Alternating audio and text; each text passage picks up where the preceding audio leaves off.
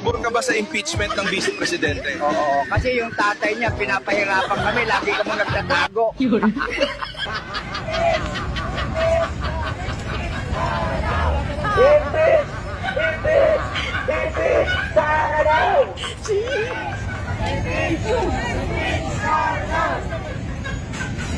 Sir, pabor po ba kayo sa impeachment? Oo, kasi nung panahon ng tatay niya, lagi kaming nagtatago, akala namin kami nasusunod sa tokhang.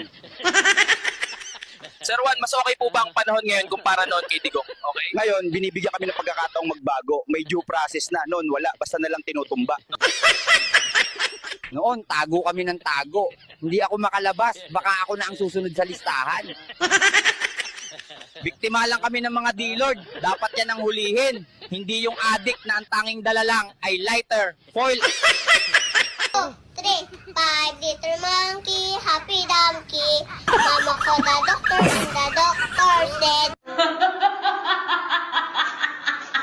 Against the motion of Senator Judge Cayetano, please raise your hand.